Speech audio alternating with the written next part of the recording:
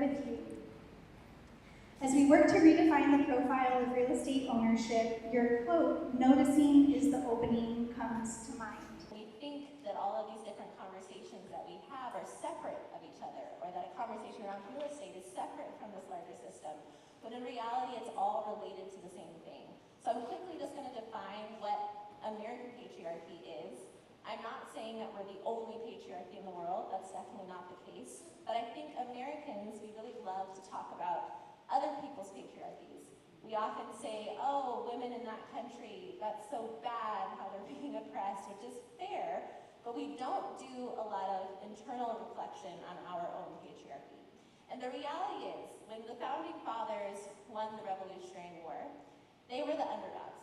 Nobody was expecting them to win.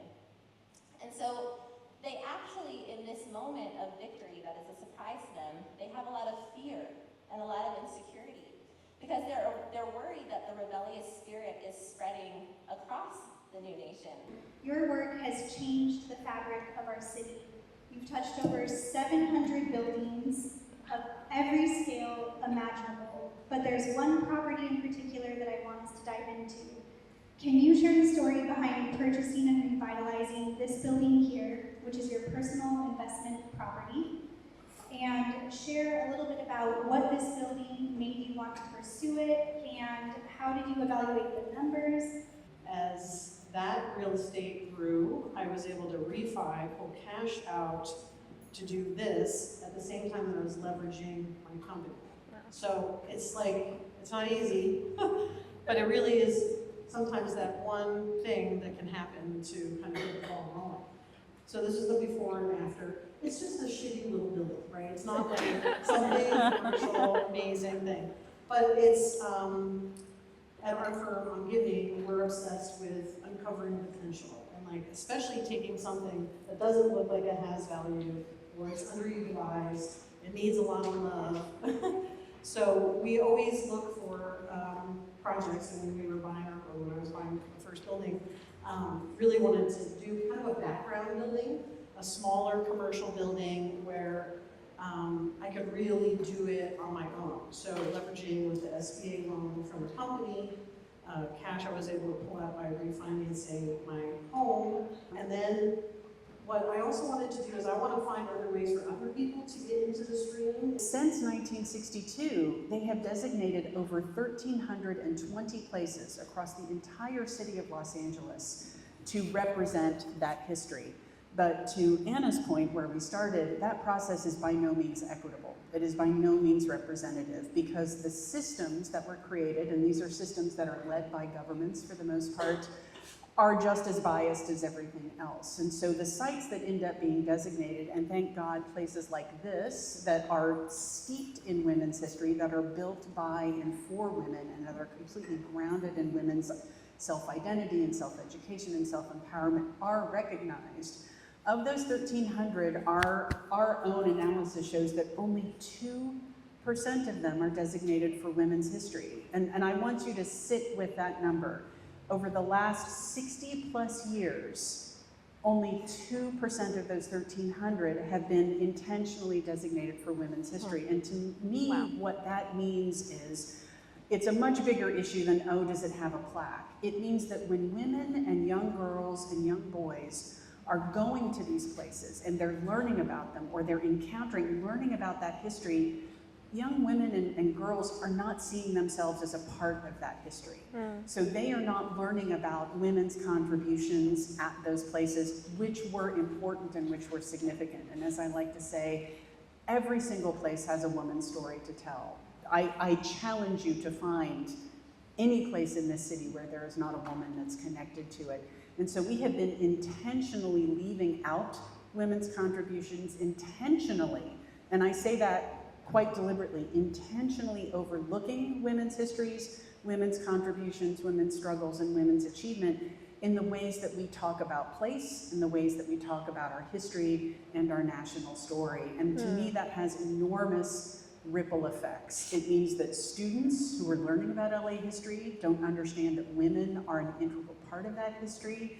It means that people, and to your financial point, Designation also comes with some financial incentives, or at least you have the potential to access those financial incentives. So when the designation process is skewed in ways that favor certain communities, certain economic strata, certain identities, it means that those people are also favored in terms of the economic incentives that they can receive or apply for to do exactly the kind of work that Karin does. And those incentives can be incredibly important.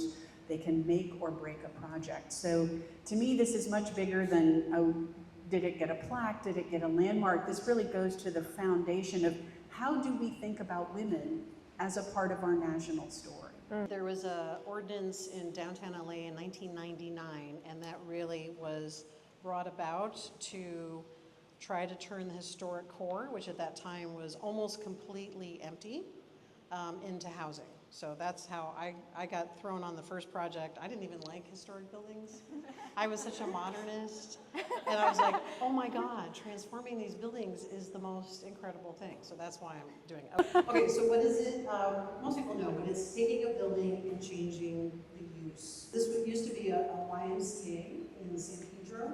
And so we were the architects to convert it to housing. This is in Glendale. This just opened, I think last year, and it's senior housing. And it used to be a laboratory. So that's really great. It's built in a courtyard, so the community of all these seniors, affordable housing for seniors. And they get to hang out in the courtyard. And again, historic buildings bring that, the community comes also from that cultural heritage, like there's this connection. This is the Proper Hotel. It was originally a gentleman's club. The women were only allowed through a separate entry to the second floor only. But then it became a YWCA, LA County General Hospital in Royal Heights. This is really exciting because the hospital, you know, I mean, I can't even understand. There's so many people that wanted to actually tear this down. I'm like, what? You know, talking about throwing something in the landfill. This thing is massive concrete. So it's going to be housing, many, like maybe 500 plus units, but it's also the anchor of a much larger community that's being built, healthy village, mixed use, mixed income. So now I'm just going to go through a couple of building types that maybe you're not thinking of in terms of adaptive reuse or housing. So this might be the obvious one. Oh, it's a nice historic building. And as Chris started talking about the incentives, so it's historic tax credits that are the big one. So that is 20% of the construction costs. We don't really think about large concrete warehouses, especially multi-story. These are not functional anymore for what they were built for. Mini malls, you know, but there's a lot of like, especially two-story mini malls, if you go back to commercial streets, Main Street, USA, people would live upstairs, the shop would be downstairs. Why can't we do that? And then like the big ones, they're actually really great because, especially if they were built in the 80s, 90s, maybe early 2000s, like just cool old warehouses with no truss windows. Even if it's in kind of a crappy area, these actually work really well if you cut like a corridor into the middle of it. Maybe it's more centrally oriented and you have this beautiful garden in the middle of the warehouse. You just take off part of it. Starting to see Los Angeles and how these spaces can be used in a home environment. It's because those who were not included said this is not working, and we are going to fight until we can make this a country that includes all of us. And so in these mini, what would seem sometimes like mini fights, right, where we're saying, or a woman says, I'm gonna be a boss in the real estate space, you know, and you might walk into a room and you're the only woman there. A part of that is going to be you're experiencing some silencing or people maybe trying to dismiss you. And you have to be aware, actually, when they have those reactions, it's because you're showing them how made up the system is, how fragile it is, how vulnerable it is. That's why it causes so much fear. If somebody knows how fragile it is, that's where the power actually lies. And so anytime you're getting any of that pushback, this goes for all people, everyone. It doesn't matter your gender, it doesn't matter your race. Because if you're trying to come up against that system, it is going to try to punish you. So anytime you're getting that feedback, you should feel empowered because you're actually saying, I'm fully aware of what this is, that this is made up, And I'm even more aware of what I'm capable of doing now. So commercial real estate. Okay, I want you guys to guess. What is the percentage of commercial real estate that's owned by women? Throw out a number. Percentage. 0.5%. Yeah, like 1%. 1 and 2%. So the whole like getting in, so maybe you're not ready for the 40-story high rise in downtown. But the two things I want to show you now are, I think, great smaller projects to get in with other people, women. So Morgan in my office, the fires had happened. He's looking at this demo list of all these houses about to be demolished on the west side. He's like, are you kidding? This is insane. All these houses are gone and all these houses are about to be demolished. So he figured out how to bring relocation back to LA. It is less expensive and faster than a rebuild. Certainly cultural heritage, right? Because you can't rebuild those old homes. And sustainable, you don't want to throw that in the landfill. You carve it up, kind of like you have a sheet pig, you're carving it up to cubes. You put it on trucks and you drive it through town. Very strange route.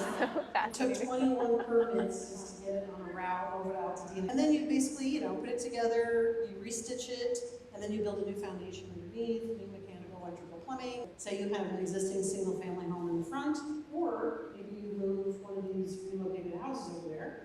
You can have a JADU, which is attached to it, and you can have an ADU in the back. If you're using SB9, you can split the lot. So the red line shows how you can kind of split the lot.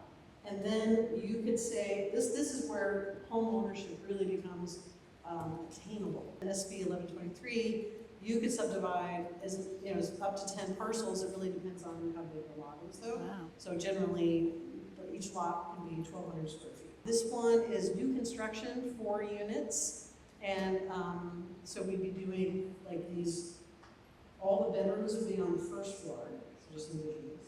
You have really lush gardens around the buildings, so you're kind of sleeping in this garden, and then all your living spaces are on the second floor, and they're very kind of, you have privacy, but you have connection to your neighbors, and you're getting a lot more light and ventilation.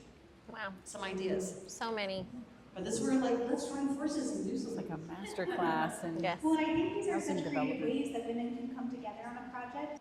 I do want to end the conversation with Anna and seeing things differently and doing what it takes. I'd love for you to share what happens when women have financial equality.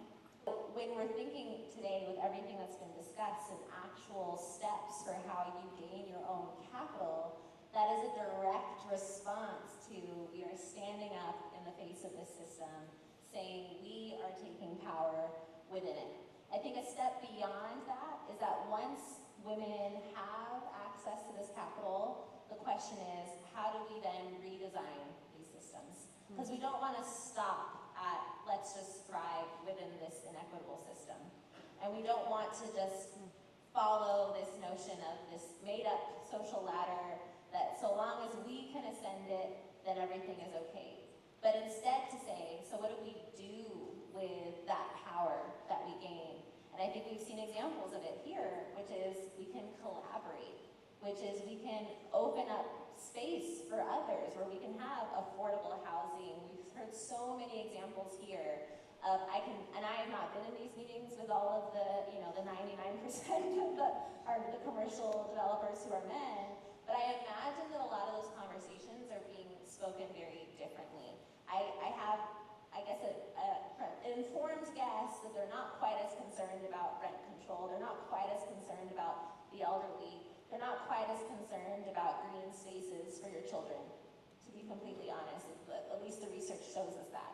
So another thing that happens is that when we have access, we're also bringing the perspective of community. We're bringing the perspective of taking care of the most vulnerable. And that is another way in which we are going to completely shift the system as it currently exists. So the last thing I would just leave us with is our goal is not to just ascend that made-up ladder and take care of ourselves.